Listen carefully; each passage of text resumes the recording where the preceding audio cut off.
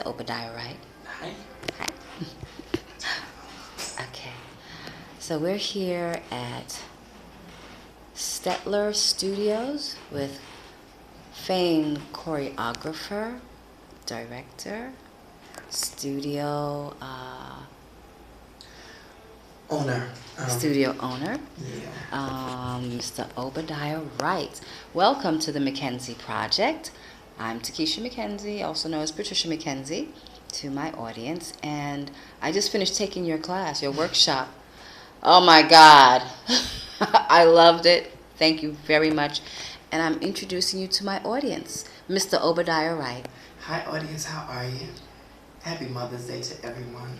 Happy Mother's Day to all the mothers. Happy Mother's Day to the grandmothers. And Happy Mother's Day to the ancestral mothers. Absolutely. And Happy Mother's Day to the fathers that are doing it by themselves. Absolutely. Obadiah, tell me where you started. You were born here in Brooklyn, New I'm York. born and raised in Brooklyn, yes. Okay. My first teacher was Charles Moore.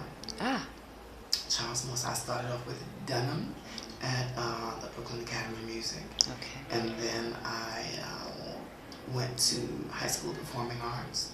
I was there for 2 weeks, and the chairman of the dance department, her name at the time was Gertrude Scher. Okay. She was one of the original grand dancers.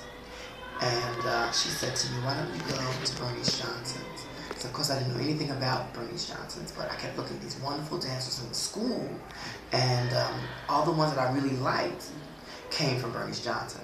Now, So, Bernice Johnson is out in Queens. Bernice Johnson's out in Queens. Okay. Yes. So that is the school that Michael Peters came from. Yes. Winston DeWitt Hensley, Dr. Michelle Simmons, who's no longer with us, Wendy Edme, Valerie Pettiford from Half and Half, who was in my class, my best friend Kevin Iega Jeff from Deeply Rooted. So we were babies. That Brooke Benton's daughter, Sean Benton, was in that class. So there was a whole bunch of talent right there. And then so there was one of the students, Kevin Austin Hunt, gave me the address to go out to Bernice Johnson's. And then when I went out there, my first teacher was Michael Peters. My God. Now, please tell my audience who Michael Peters was. Michael Peters was one of the most amazing directors and choreographers and teachers of our time. He really revolutionized, I'm closing the door, he really revolutionized the music video era, because he was really famous for choreographing the Michael Jackson Beat It video and the Thriller video. So that was my teacher when I was 13 years old. And so Bernice Johnson would bring Miguel Guadro out to teach, was another phenomenal principal at Souls with the Alvin Ailey Company. Judith Jameson used to come out. So I grew up watching Miguel Guadro, I grew up watching Michael Peters. And then when we would finish dancing with Michael Peters, we would have Chuck Davis, Baba Chuck would come in and teach a 3-hour African class. And then we would have Leako Thompson, who would come in and teach another kind of style of African. That's called Afro-Pyrogrammics. I've never heard Then of that. after that, BJ would come in and teach herself. So then we tapped, then we did swing, and then we sang. So I grew up learning all kinds of dance while I was still in LaGuardia High School of Performing Arts. And so then after I stayed there, I really never left Bernice Johnson. She became my second mother, so to speak. So we became very close. Then I left high school. I went to Juilliard, and then I started working.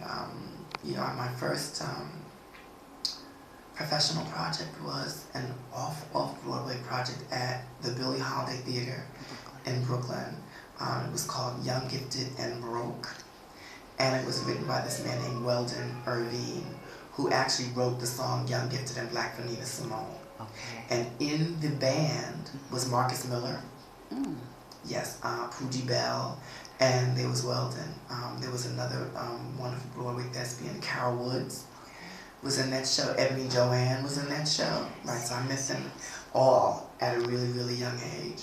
And while I was doing that show, I was also an apprentice for Dance Theater of Harlem. I got to Dance Theater of Harlem from doing the Wiz movie And Homer Bryant, who was then working with DTH, sent me up to Arthur Mitchell. So I was an apprentice during the day, and then I was doing Young, Gifted, and Broke at night.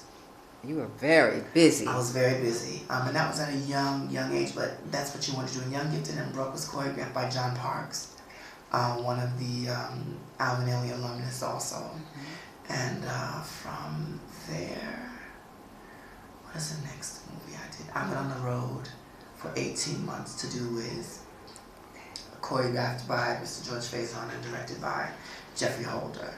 So I did that for 18 months. I came home, and then I auditioned for the Fame movie. With Debbie Allen? Yes, with Debbie Allen. Yes. The choreographer was Louis Falco. That's right. Right. The choreographer for the Fame movie was Louis Falco, not Debbie Allen.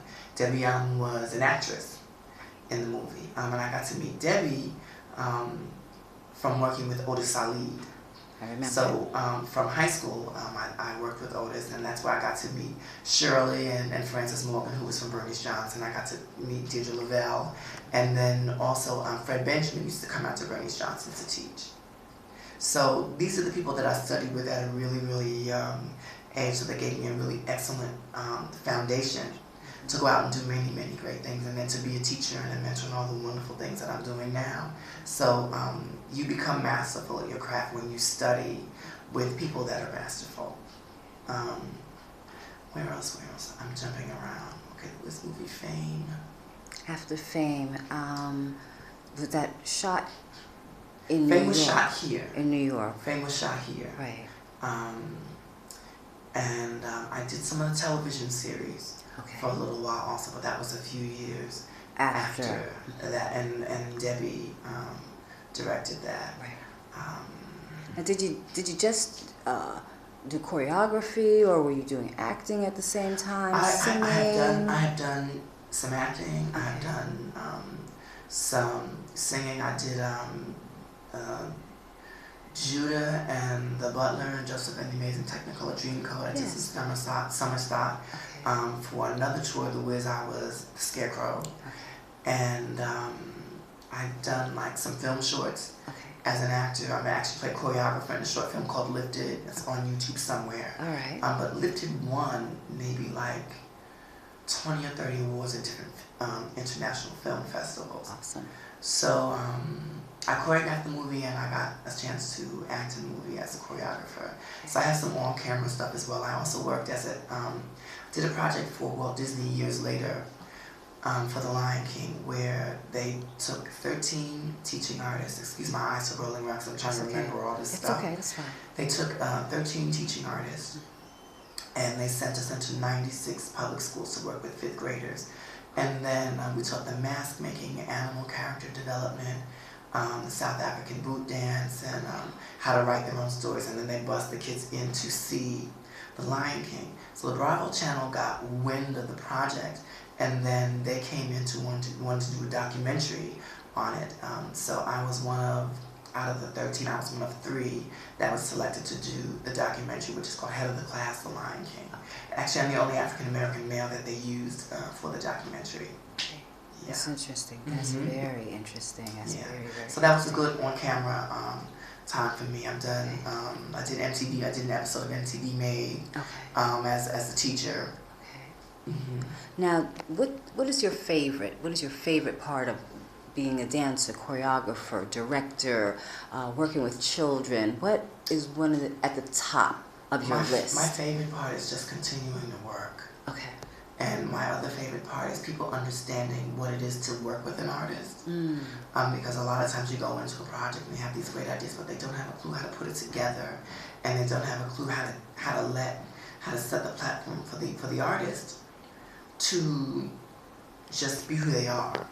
So my favorite projects and my favorite things when people really understand what the protocol is for that, and then you can work. I mean, I worked in Red Hook in Brooklyn. I worked in East New York. I worked in Brownsville. I have a young men's mentoring program that I've serviced over 75 young men in the community. So I've taught class at Alvin Ailey. I've actually taught the Ailey Company. So I can work anywhere. One thing that Bernice Johnson did instill in me is that she said, if you can teach children, you can always have a job. So at 15, she started having me student teach. So at 15, I went in with her and I had 90 babies from the ages of 3 to 6 years old. So after my 4th Saturday with them, she left me in love with them. So in my teens, I had 90 babies from 3 to 6 months. I taught them ballet, I taught them tap, and I taught them African. But it really helped me hone my skills on how to get people to follow directions, on how to set patterns. So by the time I got to do film stuff and that kind of stuff, I was really good with patterns because I could move them and make all these great formations. And then we studied old movie musicals. So I got a chance to watch all that stuff while I was learning and teaching. What were some of the old music videos? Oh Not my videos, gosh, musicals.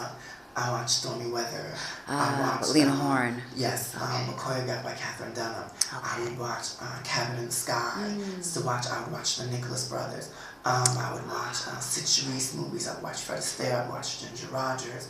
I watched all of these things. And then as I got older, I started rediscovering some of the older films that had dance in them from African Americans that really didn't get picked up or that were lost in the vault. So I studied camera angles. I studied all of these things so that I knew how to put stuff together when it was time to shoot stuff. And then the other thing is learning to work with a director that knows how to shoot dance. I watched West Side Story. I watched all of these great dance films. And then, you study how Balanchine and Stravinsky would sit down and choreograph the score for the choreography, because that makes a difference in what the movement looks like. And then the director comes in to see what it is and how the collaborative effort of the director, the choreographer, and the composer, what that marriage is and how profound it is on film. Would you also say scenic designer? Absolutely. Okay. Because the set designer needs to know what kind of floor it has to be, what kind of fabrics have to be used, what colors are going to work, what costumes are going to work, what shoes. So your costuming and your set design, all of these things are key. Once the script or the book, the musical director, the composer, the director, and the choreographer sit down, that's the hub of the wheel. And then you go in and you get the set design, then you go in and get the costume design, so then you get the other layers of the process. So my favorite projects are the ones where people understand what that process is. Okay. Can you think off the top of your head one of your favorite ones that you saw the marriage of all of those and it came together great? Oh gosh, there's so many. Okay. There's so many. I just finished a year and a half ago working on Black Nativity. As assistant choreographer on that, working with Angela Bassett and Forrest Whitaker, Jennifer Hudson, and an amazing cast of dancers and 25 of the most amazing singers. Just to be assistant choreographer on a project like that was just history number one. But we don't get a lot of musical movies anymore. So just to be on that kind of project, and just to see how the pieces came together was really, really wonderful. So. Okay, now how was it to work with vocalists such as, was the Winans in it at all? No, the Winans weren't in it, but I worked with, I worked with Dionne Warwick. Okay. Ray Charles. Okay. I choreographed a television show in Japan a couple of years ago that was produced by, one of the producers was Rosa Rivers, who was instrumental in bringing the Broadway musical Sarafina to Broadway. To Broadway, yes.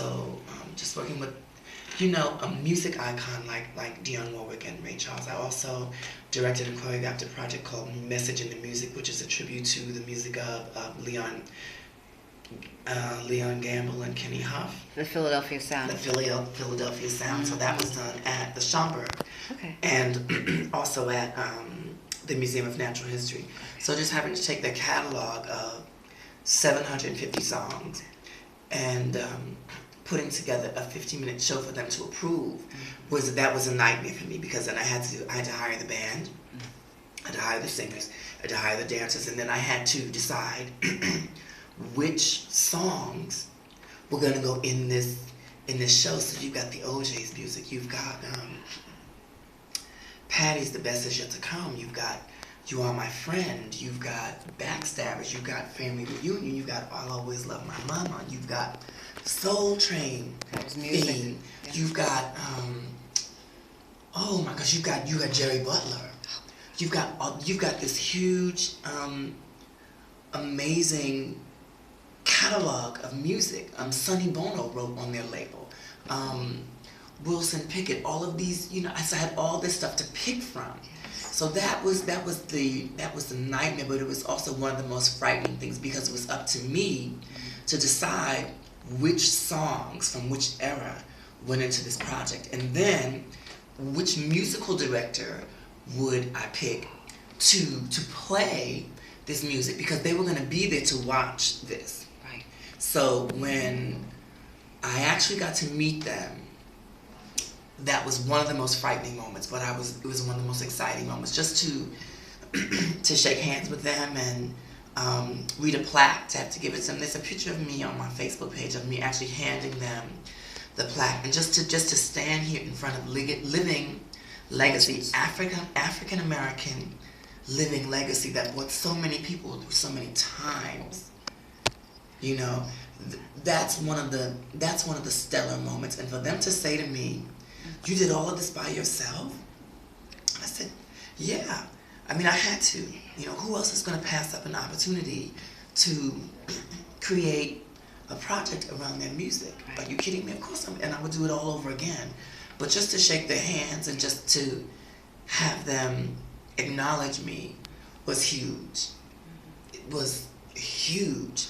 I was terrified to meet them, but to stand in front of these powerful, iconic black men, just for them to shake my hand, just for these elders to give me the pat on the back, and say thank you. that was rich. That was rich. And at the same time that was happening, their studio had burned to the ground. At the very same time that was happening, their $3 million studio was burning to the ground, and they knew. But the dignity, the pedigree that these men stood with while having this conversation with me and while encouraging me and encouraging my cast. And I didn't know that until after. So just to find that out, and just the poise, the grace, and the magnitude that they stood with, and to see the brothership between them was amazing. Yeah, that was a stellar moment. Again, I got to go to South Africa to choreograph a commercial for the first cell phone company, one of the first cell phone companies in Africa. And I got to work with Mbongeni Ngema, who wrote the music for Sarafina. And so I took 6 of my children that are tap dancers, I took them with me. And then they gave me a group of tap dancers in South Africa. So the rhythms are different, because these boys are really noise and funkish. And these boys, their taps almost sound like boot dance. So they kept arguing over, how are we going to do the music? What is it going to sound like? So I said, look, let me hear what you're doing. So I took their rhythms with their feet and combined it with my kids. And then I came up with my own orchestration. Then they gave me 23 Zulu dancers with bells on. So I made my own music. And then Mbongeni came and saw what I did and created another piece on top of that. Unfortunately, I don't think they ever aired the commercial. But just the fact to meet Mbongeni, and then to see these South African dancers that had to walk 2 hours to get to where we were shooting, and they were there before we got there. So here are my kids who flew over first class, who were staying in a 5-star hotel. They got to see what dedication is, to see these South Africans get there having to walk to get there. And when we got there, they were sitting on the ground waiting for us. Yeah, and one of my students, come to think of it, was Adechike Torbert, who was one of the finalists on So You Think You Can Dance. He was one of my students as well. So I've had wonderful moments. When I see my my kids in East New York that don't want to take their shoes off, when they get to the end of the semester with me and they're dancing well and they give me a hug and they say, thank you, Baba Obadiah. And you see the smile in their eyes. And when their mothers come to me and say, I just had to meet you because my kid is breaking up all my furniture, dancing all over my house. So I just had to come and shake your hand. Those are the winning moments for me. So they've been many. They've been many. So I'm grateful to be an artist. I'm grateful that I do what it is I do, and I'm grateful that I do it fairly good. I'm still working on myself. For Excellently. Sure. I'm working on myself. Excellently.